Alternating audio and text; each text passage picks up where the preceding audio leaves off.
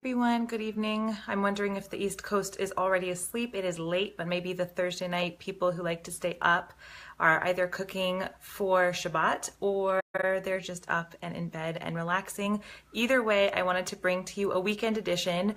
I have some amazing tips to share with you today, and I hope you enjoy.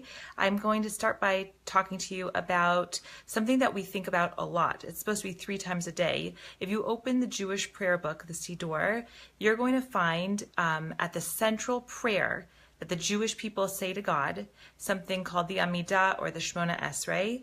You're going to find that we always end the conversation with asking for peace. It'll say Sim Shalom Tova Uvracha, we ask for peace that way, or at the very last line it says Osa Shalom Bimromav, that God should bring peace. And it's incredible how we are so focused on peace. I mean, it's no surprise that humankind in general has been grappling with peace since the beginning of time. But Jewish people in particular have a relationship to peace where we are supposed to Ohev Shalom v'rodef Shalom, which was to love peace and chase peace. But it's cost us so much that we haven't been able to get there yet. We've lost our temple, our holy temple, the Beit HaMikdash, because we were not able to show each other the love that we all deserved. And I've been giving it a lot of thought, because even today, if you look in your community, whether it be your school, your synagogue, or your organization, I don't care where you live, all over, you're going to see how there is a lot of fragmented pieces. And it doesn't just take the rabbi, and it doesn't just take the rebbitzin, and it doesn't just take the board person or the lay leader to be able to fix it. You know, if we want to have unity, we have to band together. And there are so many reasons that we get polarized. These days, politics is such a charged issue that it's so easy to go from liking a person to absolutely despising a person based on their opinion. And not just in terms of politics, but obviously religious differences, philosophical differences, different values, so many reasons that a person could go from feeling connected to feeling very disconnected from another person.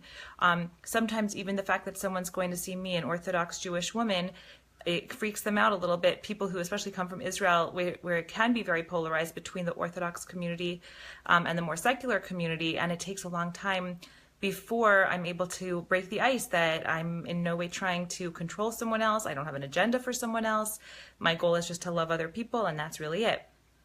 So, you know, at my own Shabbat table this past weekend, I had guests over, and I 2 different times had to redirect the conversation because within 90 seconds, people were getting really charged up about various current event issues that it was really not necessary to get so upset about, given that we're all, you know, brothers and sisters and together. And last night I brought up a spiritual leader who happens to be Jewish, but not a Jewish spiritual leader. As I said before, his name is, I hope I'm saying his name correctly, Gary Zukov. And I saw this interview from Oprah, which I mentioned last night. It was an amazing interview.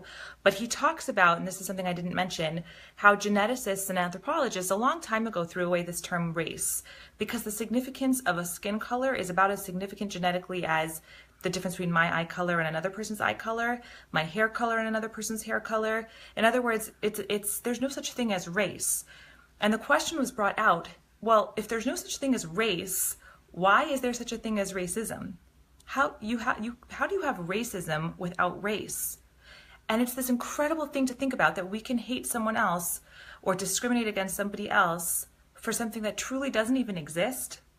It's a scary thought, and it's very possible. And in this climate, you know, I don't know if I shared it in this forum, but I was in the supermarket the other day, and I was stopped by somebody who said, "Are you Jewish?" And I said, "Yes." I was with my children, and she said, "I want to know, are you scared to be a Jewish person now, walking around like this with your children looking like that, so clearly and obviously Jewish? Are you scared to go to the synagogue?" And I said, you know, I'm not. I'm very proud to be Jewish. I'm not disconnected from reality. I know that there are people in this world. There's probably more hate. I think there are more hate groups here in California than there are anywhere else in America. I'm very careful and protective when it comes to my own children. But I myself am a proud Jew, and I know historically as a Jewish nation, we are so proud to be Jewish. I'm not looking to live in fear. So, okay, so the scary thing is, and I want to bring this out, that a community is something that brings us all together. We're supposed to be all brought together. But here's the thing. If you think about it, what is a community? It's a place where we, people with something in common, come together to the exclusion of others.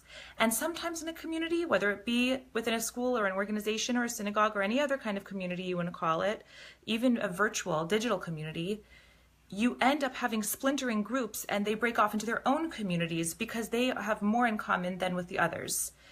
And what ends up happening is community ends up excluding so many more people than it brings together. I mean, just think about that line, that community ends up pushing away more people than it brings together. The only community that we really should be a part of in a real way, in a devoted way, is the community, the global community, the humankind community, where everyone is invited. It's the largest community in the world. And it doesn't matter where we are different and where we are alike, because we have a love and respect for each other's essence, which is good and pure and true. I think I've been taught that the best way to spend this month as we approach the Jewish New Year and the Day of Judgment is physically helping other people and caring for other people. This is a huge task that we have to think about. We're so used to caring for ourselves physically and materially and caring about what other people are doing in their spiritual life. Like, ooh, she's really not doing the right thing. But, oh, I hope that that meal's going to be ready already because I'm hungry. It should be the opposite. We should be helping other people physically and worrying about ourselves spiritually. And if we're able to do that, then we're able to go into the new year far more expanded, far more connected to other people. I got this beautiful advice from a top educator in Israel on parenting. Her name is Rebbetzin Spetner. She said she had a child, one of many, that had to work on selfishness, as many of us do. And the way she did it was, she said, selfishness, it's the most beautiful trait. What is selfishness? You want to protect yourself. You want to care for yourself. You want to love yourself. You want to nurture yourself. So then you just have to work on, as a parent or as a person taking care of yourself, what does it mean, self? So then start looking at it as me and my family. It's being selfish for my family. I want to protect my family. I want to love my family. I want to care for my family. I want to be nurturing to my family. And then expand it further. My neighbors, that's part of myself after all. We're all together. I want to care for them. I want to love them. I want to protect them. I want to help nourish them. And what if part of myself ended up being my community, my city, my state, my world? What if the entire world was a part of you and you felt truly connected to everybody in it? Being selfish would mean taking care of the entire world. It totally flips it on its head. It makes someone who is labeled as selfish become someone who takes care of literally everybody. I thought that was so beautiful. I happen to have had the opportunity to attend a wedding and a funeral this week, two events that I typically don't go to. I just haven't had a chance lately, or just an opportunity to. And in both cases, I did not know the bride very well. I didn't know the groom very well. And I also did not know the person who passed away very well. But I have to tell you what I discovered. I discovered that my joy was so great for the couple getting married, and my sense of loss was so great for the person who passed away, that it kind of didn't matter that I didn't know them that well. Because when you feel connected to other people, you feel with them. You can feel happy for them, and you can feel sad with them when there's something going on, that they're down.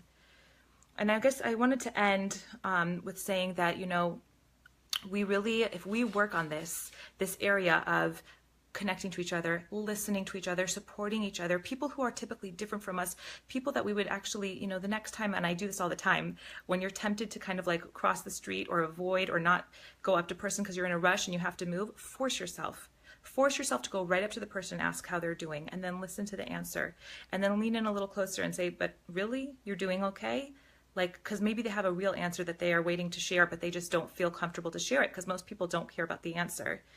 World peace, this idea of having some big amount of peace in the world that we ourselves can bring on, it's such a huge and daunting task. But peace is a pervasive thing that you start small and it just spreads out into everything. I wanted to end with just an excerpt from this beautiful poem by Maya Angelou. It's called, if I can find it, here it is, Human Family. It'll take literally 30 seconds, then I'll get into tips. I note the obvious differences in the human family. Some of us are serious, some thrive on comedy. I'm only picking out my favorite paragraphs. The variety of our skin tones can confuse, bemuse, delight, brown and pink and beige and purple, tan and blue and white. I know 10,000 women called Jane and Mary Jane, but I have not seen any two who really were the same. I note the obvious differences between each sort and type, but we are more alike, my friends, than we are unalike. We are more alike, my friends, than we are unalike. We are more alike, my friends, than we are unalike. It's beautiful, and it ends 3 times saying that. It's gorgeous and moving, and I think we can all benefit to learn, and we'll become more of an Ohev Shalom and a Rodev Shalom, people who chase and love and pursue peace, if we think of people that way. Now I'm going to get into some tips. First of all, tomorrow is Shabbat. One big tip I want to share with you, not to do with food, is when you're lighting your candles, here's a candlestick of mine, think of the person that you are lighting it for, if it's a family member, or think of yourself, and take a minute to just focus on the essence of yourself or the essence of that person, and connecting to yourself or connecting to that person on that very essential level, and not in a way that is about what they do and what they say and what they think, but who they are. Everyone is so special and everyone has such gifts. That was one thing I want to tell you. The other thing to work on that I've been trying for myself is fake it till you make it, which is a great tactic. When you feel like you can't do it, slap that smile on your face and keep going. And I'm telling you, it actually works. It's a simple one, but it really works. There was one last tip that I wanted to share before I talk about health and food, and that is that, we sometimes are tired and we don't feel like doing everything that we should be doing. Maybe, I don't know, cooking a home-cooked meal, or, making a bed, or whatever it is. If you need to cut corners for convenience or hire help for convenience, do whatever you need to do, because the point of it isn't the cooked meal and it isn't the made bed. It's the smile on your face when you're offering the meal. It's the tone in your voice when you're wishing someone good night. And it's the way you welcome them. So things to think about. I suggest that we all invite some Shabbat guests, if we haven't already, who we would normally not get to spend time with or have as much in common with. Okay, now for some tips. First of all, this saved me this week. It's Trader Joe's organic brown rice. It is kosher and it is not dairy, it's vegan. And the reason it saved me is that it's cooked and frozen and it takes 3 minutes to warm up. And it's amazing because for lunch in the morning, I'm really jammed for time. So I throw spinach into a container and maybe I'll add some chopped up grilled chicken, or maybe I'll just add some hummus and Turkish salad. And then I put in this brown frozen rice, and it takes 3 minutes, and I warm it up and I feel like I'm taking care of myself. Another one, Trader Joe's is my friend. Another non-dairy thing that is really a good thing to have and is kosher are called almondinas. They are 130 calories for 4 of them. You feel like you're eating something really yummy. You can stick it in your bag, and it's a really good treat. Another one are these pretzels from Trader Joe's. They're almost gone, as you can see. If you haven't gotten them already, they're really good. 110 calories for a serving size, and also pretty filling and good. Okay. Now, if you wanted to make something special for Shabbat, I have 2 recipes for you. The first one is healthy, and it's dessert. It involves old-fashioned oats, and all it is, it's so insanely easy. It's healthy and easy. 1 cup of oats, half a cup of shredded coconut, half a cup of cacao powder or cocoa powder, and half a cup of Ceylon date syrup, and you mix it up, and you add like a pinch of cinnamon and a pinch of vanilla and a pinch of salt, and if you want to add a little nut butter, you can, and then you just make these chocolate cluster things. You stick them in the fridge and you let it set, and you have this healthy, nice treat that is really yummy. The last thing I'm going to share with you is this easy, not healthy recipe for blueberry crumb cake. It's based off of the Bubba Ver cookbook, but it's not the same recipe. It's just an adapted version. But this is the hack part. I buy this at the grocery store. It's a non-dairy fruit filling that's very yummy. And then I make a crumble out of 3.5 cups of flour, a quarter teaspoon of baking powder, a quarter teaspoon of baking soda, a pinch of salt, and a cup of sugar. And then I just add enough oil to make a crumble. I add it slowly so I don't use too much. And then I take half of it and I push it down into my 9x13 pan. I spread my filling on top. And then I crumble the rest of it on top, bake it in the oven at 350 till it's golden brown, and it makes these delicious jam squares that are really good. Not on the diet though. Anyway, I hope you enjoyed. I hope everyone has a wonderful weekend full of peace, love, happiness, unity, and connection. Bye guys.